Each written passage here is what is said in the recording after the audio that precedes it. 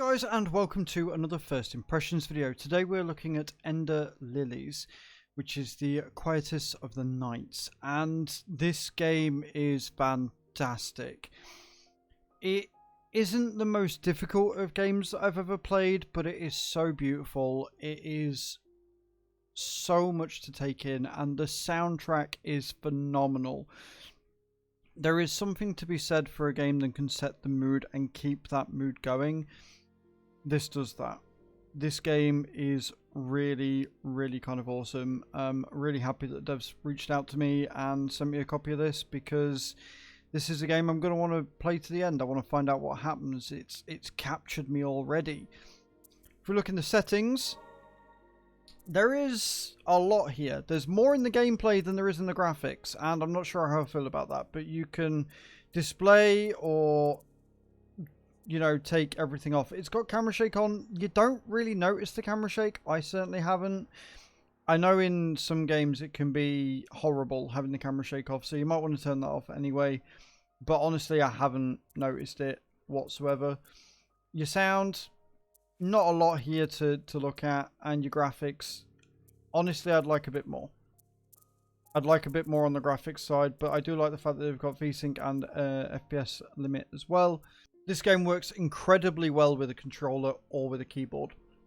However, what I will say is that sometimes navigating the menu with your controller is not ideal. It seems a little bit too oversensitive. If they could turn the sensitivity down in the menus just a little bit, and to be fair, in the game, thinking about it, it would do a lot better. Like, you try and scroll to one thing on your controller and it's just not having it. So it's best to use your mouse and keyboard for the for the options, and then use the controller for the game.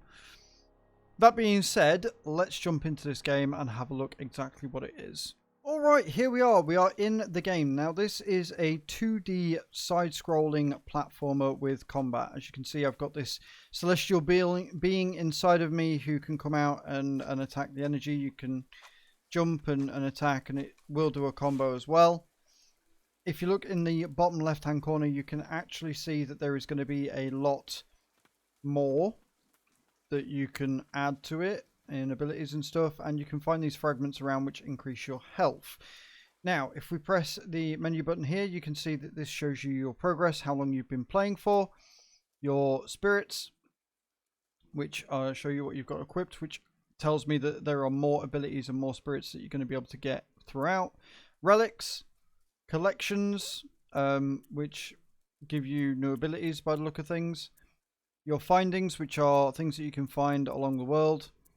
And then your map, which shows you where you've been and where you're about to go. Now, the combat isn't terrible. It's not amazing, but it's not terrible. And there are going to be some spoilers upcoming, because we're about to enter a boss battle. This is the first level boss battle. And again, as I say, the sheer beauty of this game, the art style is fantastic. I think it looks incredible. And I'm genuinely just blown back by how simple and yet how awesome it is.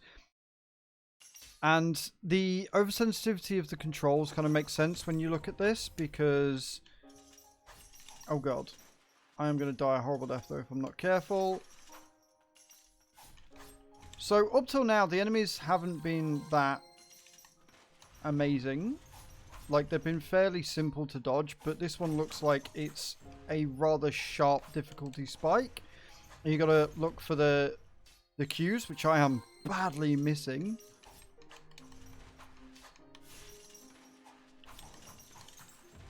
And you basically got to run out the way, keep out of the way of getting hit, because that thing does hit you from behind, which is never a good thing.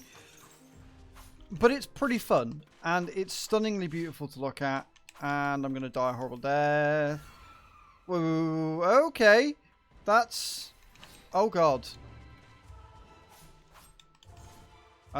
Yeah. So, difficulty spike quite large. The enemies up till now have been pretty docile. They just kind of sit there giving you the basics of the attack, and then the boss is just like, yeah, now we're gonna turn it up a notch. So I may die here. This is madness, but yet really awesome at the same time. again, the mechanics of it seem pretty dope. It works very well. It's very smooth. And the story is kind of awesome. I like the fact that you can actually look at all of the different prologues as you go along. And I'm hoping to see different combat moves as you go along, because the simple 3/ is kind of dull and a bit, you know, it's a bit not very imaginative. Although I will say the range is pretty good for it. Now, jumping and movement. We killed it. We killed the thing. Jumping and movement is a little bit odd, because when you use your controller, depending on where your analog stick actually is,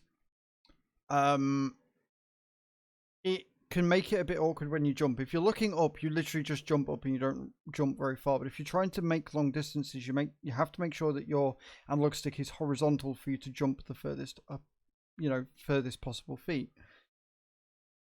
And then this is, I'm assuming you beat a boss and you get a new ability, which is a kind of cool way of doing it. But this is EnderLilies, and I don't really want to go too far into it anymore, because I don't want you to see too much in the way of spoilers, really. So that's where I'm going to end the video there, guys, before the cinematic gets too far into it. Let me know what you think in the comments down below. I really like this game. I really want to see what happens and where it takes it. This game is stunningly beautiful. It really, really is. And it plays really well. I'm excited for it. Check it out on Steam, guys. EnderLilies. Let me know what you think. Don't forget to leave a thumbs up in the on the video as well, and subscribe if you haven't already. Thank you very much for watching the video, guys. Ciao, ciao.